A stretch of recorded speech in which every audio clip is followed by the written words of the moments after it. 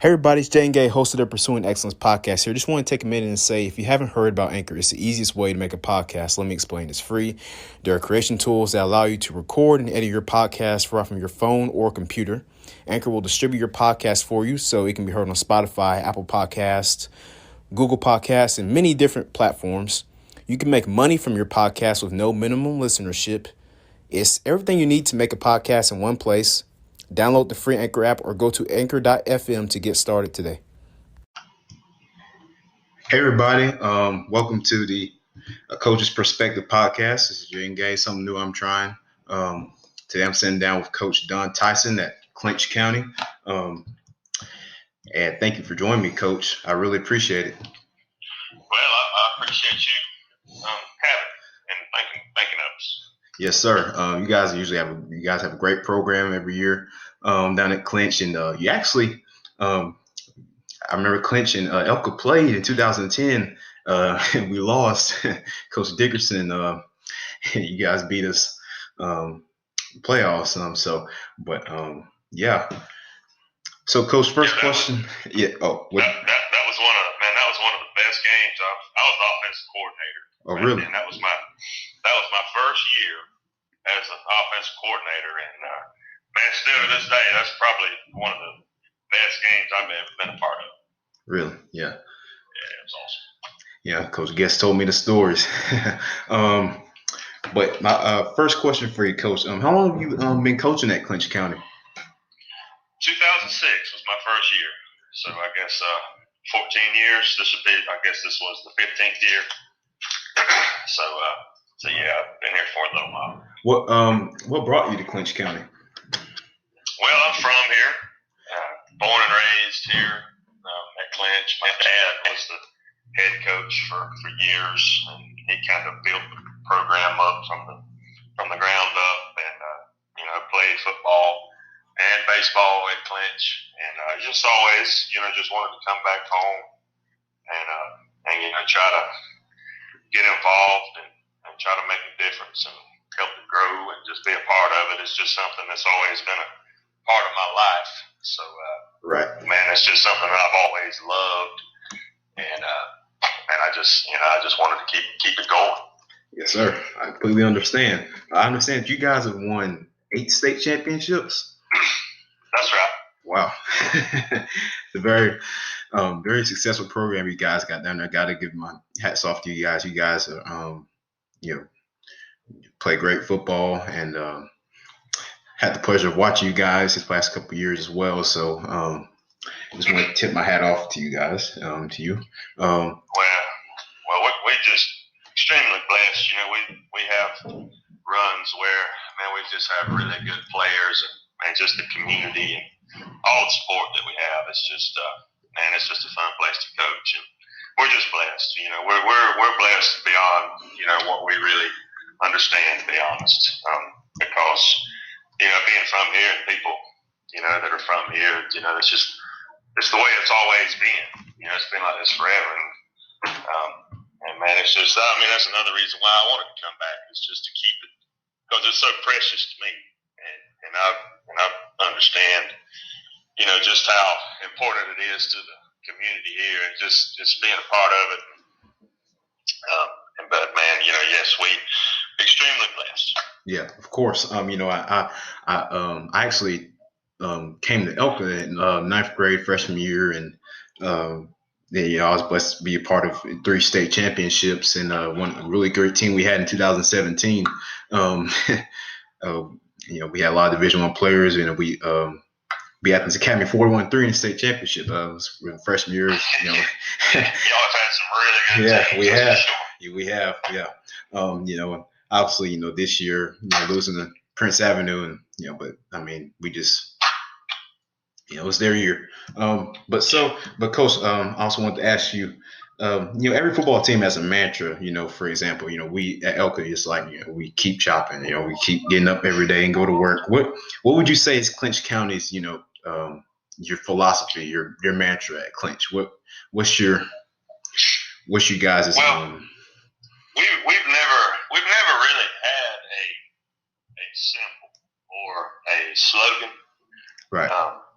But just from years ago all the way up to now, it's just commitment. You know, the key word is just commitment and family.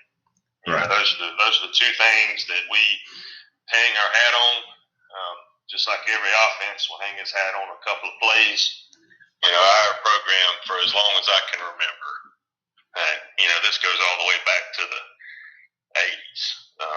Is, you know, just the full commitment to the program, to the community, and family. You know, loving your teammate, loving the program, and it's just it's a family atmosphere. And you know, it's just an unspoken thing. You know, we'll talk about it a lot. You know, we don't really harp on winning and losing and got to win state and this and that, and but you know, just being committed, because especially now, you know, there's so many distractions in this world, and there's so many things that kids can get, you know, hung up on and distracted by, and really the difference now that really separates some teams from others is just the amount of commitment that the coaches and the players have towards the program. Right. Yeah, I completely understand. The same thing, you know, here at you know, at Eagles Lane Christian, you know, we're asked to be, you know, Coach Guest, he's a great guy, and pleasure to have him as a coach just like my high school career. Well, he's always demanded excellence out of us, you know, and commitment is a huge word here as well. You know, be committed to you know, he says those who stay will be champions, you know, and so just keep grinding at it, you know, and that's one thing that he's preached over. And I completely agree with that. So Coach, so as far as, you know, your offensive philosophies, could you explain that for me? What kind of, you know, what is Clinch County known for as far as offense is concerned? What are you guys' your offensive philosophy? Well, honestly, and you know, I'm going back decades. Right. And we've always been known for this. You know, other teams have always said it. We have coaches and fans from other communities that are always saying this. And, you know, and you go back and you look, and it kind of holds true, and they're right. It's us being a small school, and we are very isolated. Like we're really, you know, 35 miles away from the next town. We are really a small, you know, rural town, so we don't have a lot of transfers. We don't, you know, if we have a really good quarterback, and that quarterback, you know, now he graduates, you can't expect another quarterback to move in. So from year to year, and from class to class, we modify our offensive strategy based on the players that we have. Okay.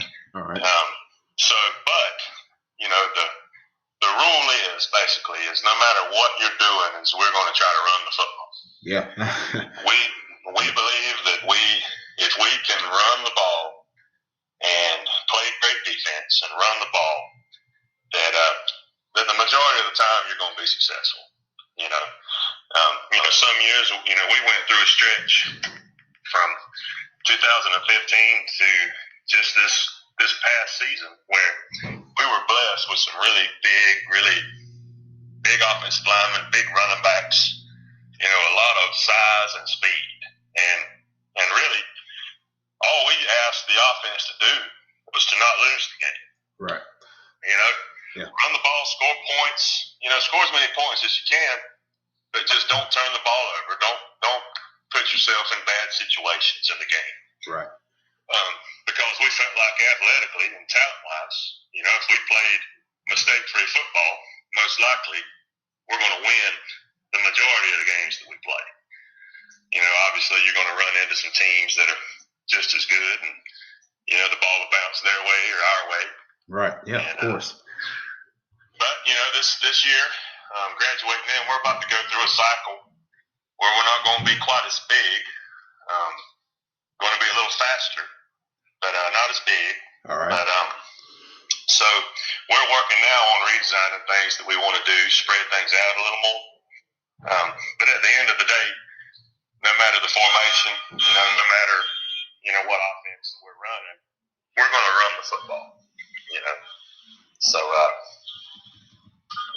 enjoyed running the single wing. It's a good offense, but it's just time to move on from that because that's what the players we have coming. That's what they need to be successful. Right. So all the way back from the '80s, we obviously went through cycles. We ran the wishbone, we ran the eye. We went through some times where we ran the spread.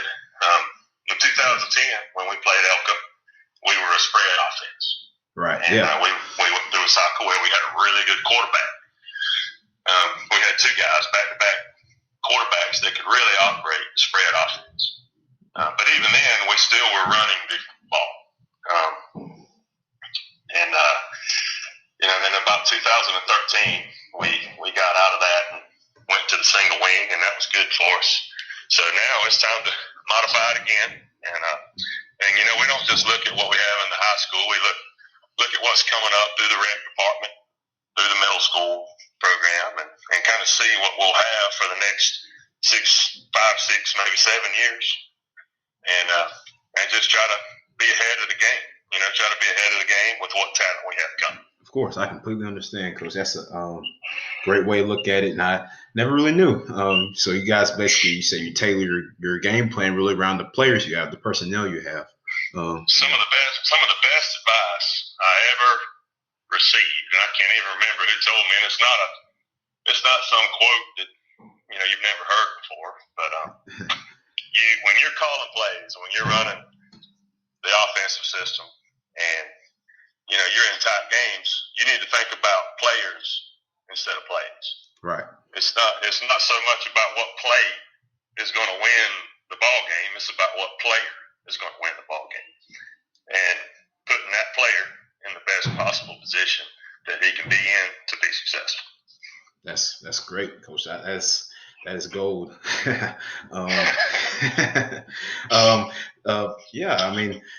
I completely agree with that. It's the players. And at the end of the day, you got the players to make the plays.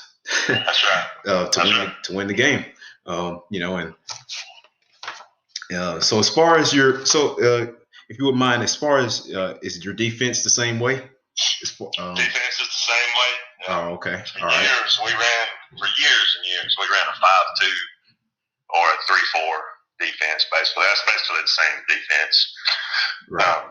We ran that for a long time, and then we went through a period where the 4-2-5 was our bread and butter defense. We went through some cycles where we had some really good defensive ends that could really rush the passer. Right. And now, just like we're looking at switching from the single wing to the spread, we're probably going to be switching from the 4-2-5 to back to a 3-4 defense because we just have more athletes on the back end, and we've got to be more creative to get more pressure on the quarterback because we don't have the pass rush defensive end top kids right now, and doesn't look like we're going to be having them here in the next several years. So just like offensively, modifying it to the strengths of who we have, we'll be doing the same thing with the defense. Right. Yeah. And I think, me personally, being a football fanatic myself, I've been playing this game since I was about 5 years old, Coach. But what I've always known is, in my opinion, you can't. At the end of the day, you can't win football games if you don't have a great offensive line. And also I believe the game is won in special teams. A lot of people don't talk about special teams. Special teams plays a really huge role because it can change the game, with the snap of a finger. You kick it deep to the best athlete on the field and he takes it back.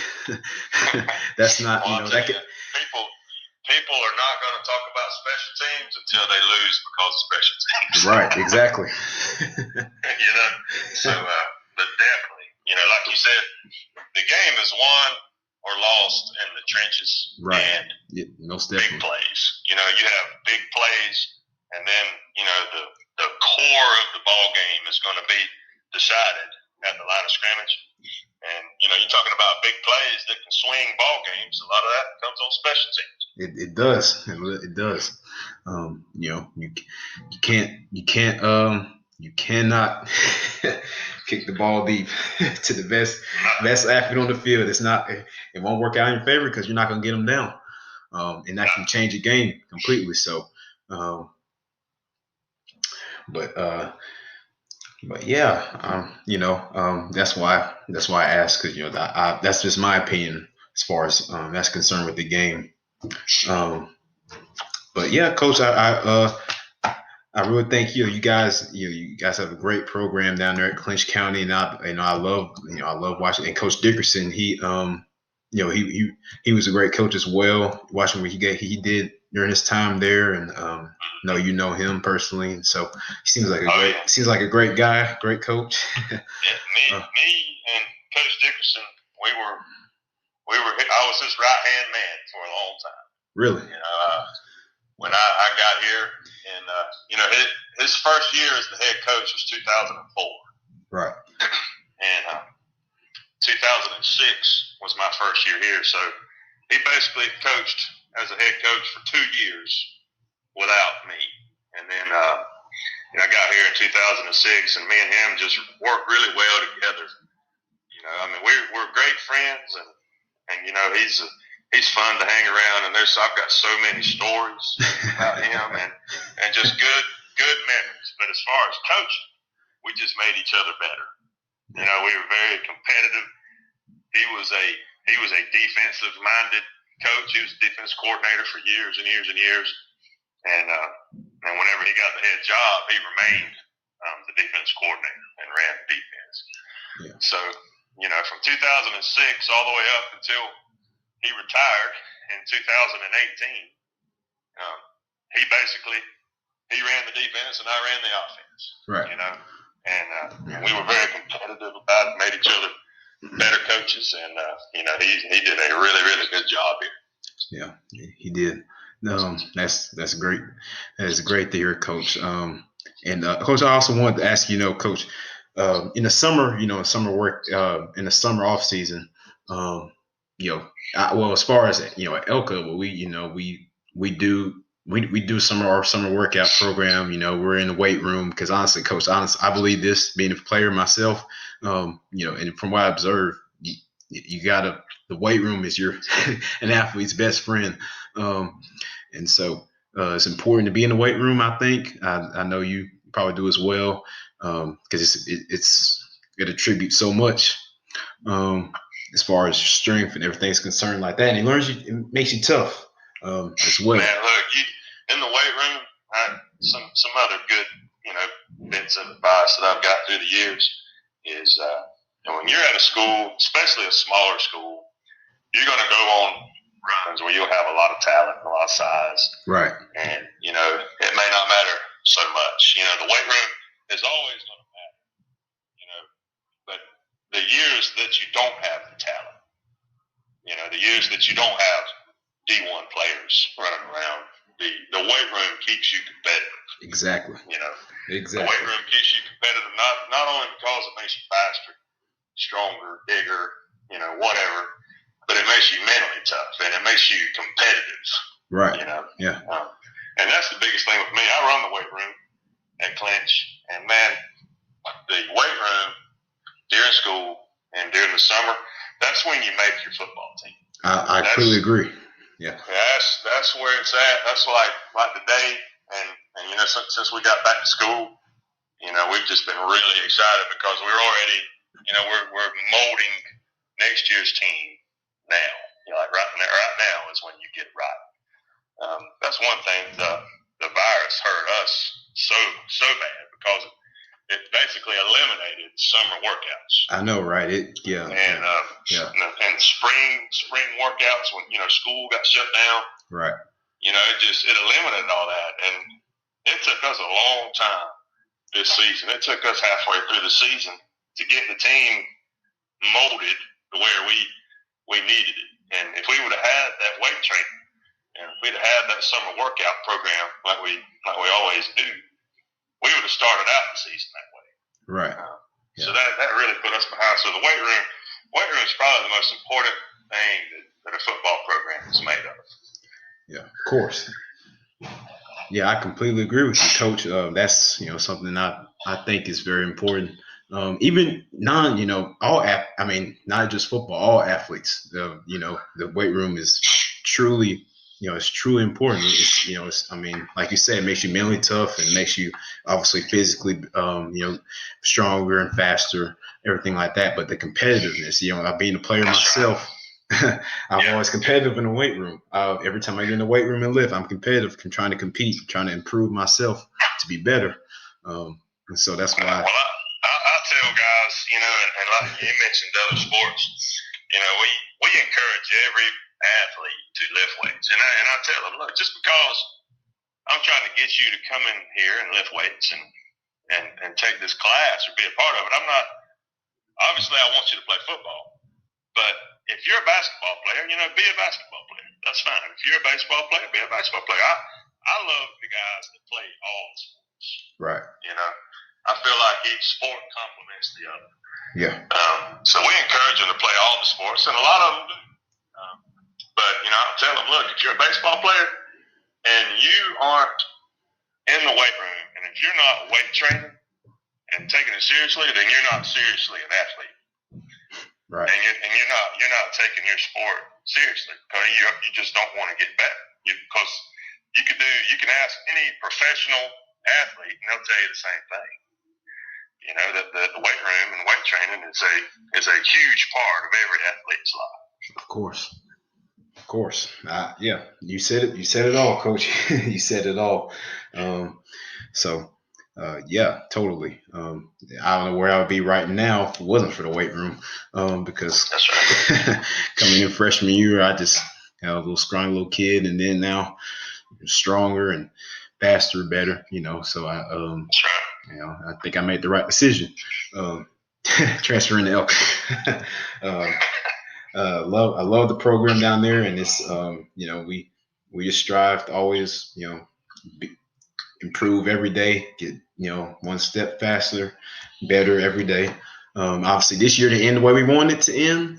We played a great team in Prince Avenue. Brock Vandegrift, he's the best quarterback I've ever seen in high school. Well, y'all won y'all's fair share. Yes, sir, we have. It's probably good to let somebody else win at least once this decade. You're right. Yeah. y'all have a tremendous program. Oh, yeah. I'll tell you what, it's something else. Yeah, we appreciate it.